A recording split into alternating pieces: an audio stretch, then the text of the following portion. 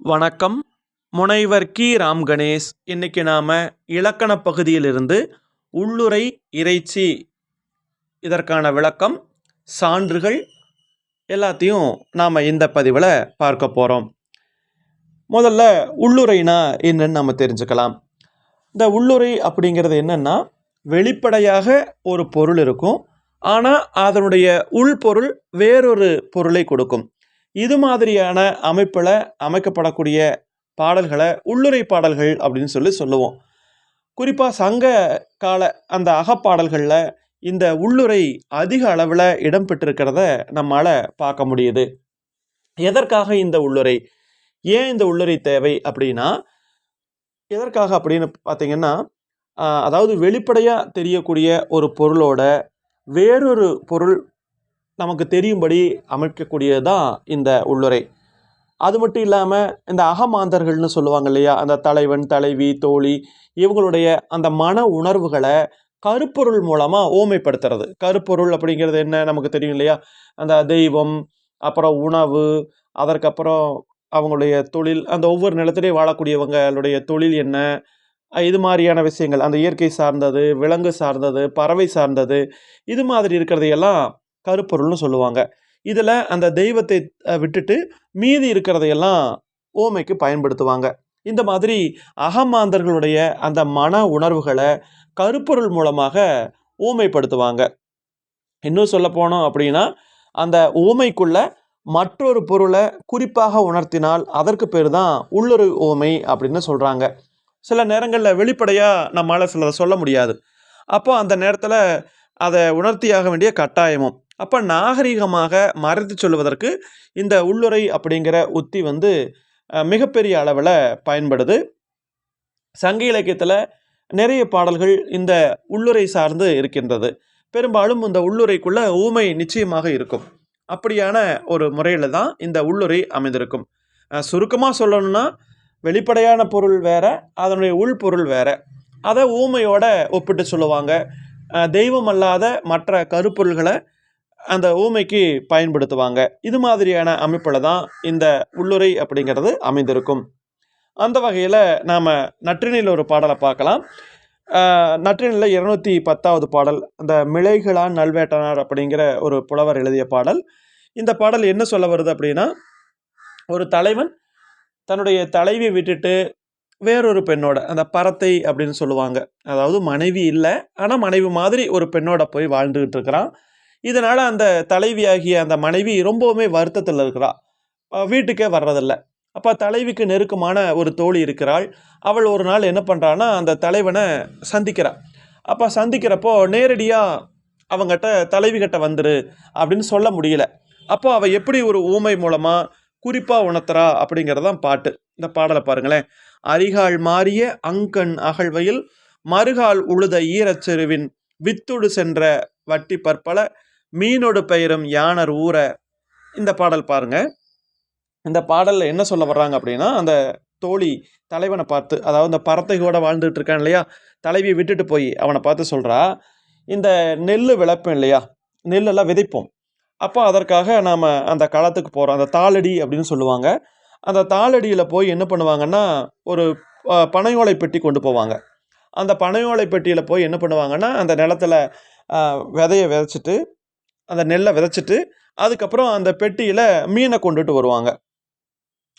அப்படிப்பட்ட நிலப்பகுதியை சார்ந்த தலைவனே அப்படின்னு சொல்லிட்டு, நீ மன்னன்கிட்ட போய் சிறப்பு பெறுவதோ அல்லது யானை குதிரை முன்னாடி போகிறதோ இதெல்லாம் செல்வம் கிடையாது. சான்றோர் பெருமக்கள் எதை செல்வம்னு சொல்கிறாங்க அப்படின்னா, நம்மிடம் யாராவது அடைக்கலமாக வந்திருந்தா, நம்மை நம்பி யாராவது வந்திருந்தா அவங்கள கடைசி வரைக்கும் நல்லபடியாக பார்த்துக்கணும், அதுதான் செல்வம் அப்படின்னு சொல்லி அந்த தோழியானவள் உணர்த்துகிறார். இந்த பாடலில் என்ன உள்ளுரை அப்படின்னு பார்த்தா, விதை விதைச்சோம் அப்படின்னா அது நெல் பயிராகி நமக்கு நிறைய விளைவை தரும். அப்படிப்பட்ட அந்த விதை வைக்க வேண்டிய பெட்டியில் மீனை பிடிச்சிட்டு வர்றாங்க. அப்போ இந்த இடத்துல விதையாக தலைவி சொல்லப்படுகிறாள், அந்த மீனாக அந்த பறத்தை சொல்லப்படுகிறாள். ஆக உனக்கு அது வேண்டாம், ஒப்போ அந்த நெல் பயிர் தான் நமக்கு விளைச்சலை தரும், நாளுக்கு நாள் அதுதான் நமக்கு நல்ல பயனை தரும் அப்படின்னு சொல்கிறான். ஆக இதில் இந்த வெளிப்படையான பொருள் பார்த்திங்கன்னா, ஏதோ விதைங்கிறாங்க, பெட்டிங்கிறாங்க, அப்புறம் மீனுங்கிறாங்க. ஆனால் உள்ளர்த்தம் வந்து அது வந்து வேறொரு விதமாக இருக்கிறது. அப்போ இது மாதிரியான அமைப்பில் பாடப்படக்கூடியது தான் உள்ளுரை அப்படின்னு சொல்லுவாங்க. இது மாதிரி நிறைய பாடல்கள் இருக்குது. அதே மாதிரி நம்ம குறுந்தொகையில் கூட அந்த கழனி மாத்து விளைந்துகு தீம்பழம், அந்த பழனவாளை கதுமூரன், எம்மில் பெருமொழி கூறி தம்மில் கையும் காலும் தூக்க தூக்கும் ஆடிப்பாவை போல மேவன செய்யும் தன் புதல்வன் தாய்க்கே அப்படின்னு சொல்லக்கூடிய அந்த குறுந்தொகை பாடலும் ஒரு வகையில் ஒரு உள்ளுரை பாடல் தான். அது வந்து பரத்தை வந்து பேசக்கூடிய வகையில் அந்த பாடல் வந்து அமைஞ்சிருக்கும். இப்போ அடுத்தபடியாக நம்ம இறைச்சினா பார்க்கலாம். இந்த இறைச்சியும் கிட்டத்தட்ட உள்ளுரை மாதிரி தான். ஆனால் உள்ளுரை விட ஆழ்ந்த பொருளை தரக்கூடியதாக இருக்கும். அதாவது குறிப்பு பொருளுக்குள்ள மேலும் ஒரு குறிப்பு பொருள் அமைந்திருக்குமானால் அதற்கு பேரு இறைச்சி அப்படின்னு சொல்லுவாங்க. இதுலேயும் கருப்பொருள் பயன்படுத்துவாங்க. இலக்கணத்தில் சொல்லும்போது இறைச்சி தானே உரி புறத்ததுவே. உரி அப்படிங்கிறது இந்த குறிஞ்சிக்கு புணர்தல், முல்லைக்கு இருத்தல், மருதத்துக்கு ஊடல், நெய்தலுக்கு இரங்கல், பாலைக்கு பிரிதல்னு சொல்லுவாங்க இல்லையா? இதுக்கு புறத்ததாக வரக்கூடியது அப்படின்னு சொல்கிறாங்க. இதுலேயும் அந்த கருப்பொருளினுடைய பங்களிப்பு இருக்குது. அதாவது குறிப்பாக ஒரு பொருள் சொல்லுவாங்க, அதே வெளிப்படையே இருக்காது. முதல்ல சொல்லக்கூடியதே குறிப்பாக தான் சொல்லுவாங்க. அந்த குறிப்பு பொருளுக்குள்ள மேலும் ஒரு குறிப்பு பொருள் இருக்கும்படி ஒரு பாடலை அமைத்தார்களானால் அது வந்து இறைச்சி பாடல் அப்படின்னு சொல்லலாம். சங்க இலக்கியத்தில் இந்த இறைச்சி சார்ந்த பாடல்களும் நிறைய இருக்குது. அந்த வகையில் நாம் ஒரு பாடலை உதாரணமாக பார்க்கலாம். இப்போ நாம் பார்க்கக்கூடியதும் நற்றிணை பாடல் தான். நற்றிணையில் ஒரு பாடலில் ஒரு தலைவியை சந்திப்பதற்காக தலைவன் வர்றான். அவங்க 2 பேரும் ஒரு புன்னை மரத்தடியில் சந்திக்கிறாங்க. புன்னை மரம்னு சொல்லுவாங்க இல்லையா? அப்படியாக ஒரு மரத்தடியில் சந்திக்கிறாங்க. அப்போ சந்திக்கும்போது அந்த தலைவி சொல்கிறாள் தலைவனை பார்த்து, இனிமேல் நம்ம 2 பேரும் இந்த மரத்தடியில் சந்திக்க முடியாது. என்ன காரணம் அப்படின்னா, இந்த புன்னை மரம் வந்து எனக்கு வந்து சகோதரி போன்றது அப்படின்னு சொல்கிறா அந்த தலைவி. என்ன காரணம்னா, அம்மா சிறு பெண்ணாக இருக்கிற நேரத்தில் இந்த புன்னை விதைகளை எல்லாம் மணலுக்குள்ளே வச்சு மறைச்சி விளையாடிக்கிட்டு இருந்தாங்க. அது கொஞ்ச நாள் கழிச்ச உடனே என்ன ஆயிடுச்சு அப்படின்னா, அந்த அந்த புன்னை விதை அப்படியே செடியாக வளர ஆரம்பிச்சிருச்சு. அப்போ பாலும் நெய்யும் ஊற்றி அதை வளர்த்திருக்காங்க. இப்போ தான் சொன்னாங்க, இது வந்து இந்த புன்னை மரத்தை காட்டி அம்மா சொன்னாங்க, இது உனக்கு வந்து சகோதரி போன்றது, அதனால் அதை அப்படின்னு சொல்லி என்கிட்ட சொன்னாங்க. அப்போது சகோதரி முன்னாடி யாராவது காதல் செய்வாங்களா? செய்ய மாட்டாங்க.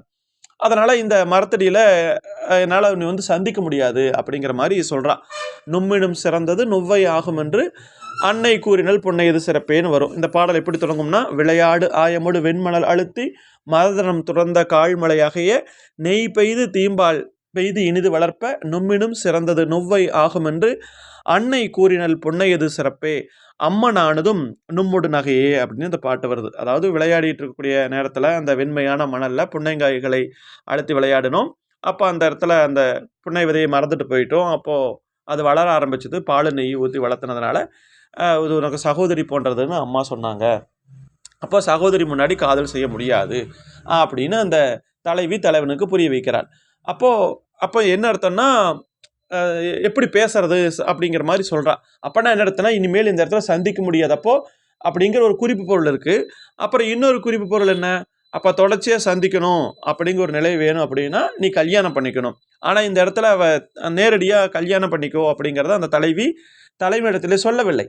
அப்போது இதில் முதல் குறிப்பு பொருள் என்ன அப்படின்னா, இந்த மரத்தடியில் எப்படி சந்திக்கிறது அப்படின்னு கேட்கறது மூலமாக இந்த இடத்துல சந்திக்க முடியாது அப்படிங்கிறத ஒரு குறிப்பு பொருள் நமக்கு புரிய வருது. அந்த குறிப்பு பொருளுக்குள்ள மேலும் இன்னொரு குறிப்பு பொருள் என்ன அப்படின்னா, நீ வந்து விரைவில் திருமணம் செய்து கொள்ள வேண்டும் அப்படிங்கிற அந்த ஒரு குறிப்பு பொருள் இருக்கிறது. இப்போ இப்படித்தான் சொல்லுவாங்க. அதாவது வெளிப்படையாக சில நேரங்களில் சிலதை சொல்ல முடியாது. அப்போ ஏதாவது ஒரு வகையில் மற்றவங்களுக்கு புரிய வைக்கணும். அது யாருக்கு புரியணுமோ அவங்களுக்கு சரியான முறையில் புரிய வைக்கணும். அப்போ அதற்காகத்தான் இந்த உள்ளுரை இறைச்சி அப்படிங்கிற உத்திகளை எல்லாம் இலக்கியத்தில் பயன்படுத்துகிறாங்க. இந்த உள்ளுரைனா என்ன, இறைச்சினா என்ன அப்படிங்கிறதுக்கெல்லாம் தொல்காப்பியம் அப்படிங்கிற அந்த இலக்கண நூலில் விளக்கங்கள் போட்டிருக்காங்க, உதாரணங்கள் வந்து கொடுத்துருக்காங்க. நீங்கள் மேலும் ஒவ்வொரு பாடலையும் ஆழ்ந்து பார்த்தீங்கன்னா நிச்சயமாக அந்த பாடலுக்குள்ளே என்ன உத்தி கையாளப்பட்டிருக்கும் அப்படிங்கிறத நம்மால் தெளிவாக புரிந்து கொள்ள முடியும். அந்த வகையில் நாம் உள்ளுரைக்கு ஒரு பாடலையும் இறைச்சிக்கு ஒரு பாடலையும் நாம் பார்த்துருக்கோம். அப்போது உள்ளுரை அப்படிங்கிறது வெளிப்படையாக தெரியக்கூடிய பொருளோட வேறொரு பொருள் புலப்படும்படி அமைப்பது தான் உள்ளுரை. அந்த அகமாந்தலுடைய மன உணர்வுகளை கருப்பொருள் மூலமாக ஊமையாக சொல்கிறது, நாகரிகமாக மறைத்து சொல்கிறது, ஊமைக்குள்ள மற்றொரு பொருளை குறிப்பாக உணர்த்துறது, அதுதான் உள்ளுரை. அதே மாதிரி தான் இறைச்சி அப்படிங்கிறது குறிப்பு பொருளுக்குள்ள இன்னொரு குறிப்பு பொருள் இருக்கும்படி அமைக்கப்படுவது. இதற்கான உதாரணங்களை நம்ம பார்த்துருக்குறோம். மிக்க நன்றி. மீண்டும் நாம் இன்னொரு பதிவில் சந்திக்கலாம். வேறு ஏதாவது சந்தேகங்கள் இருந்தால் நீங்கள் காமெண்ட் பகுதியில் குறிப்பிடுங்க. நன்றி.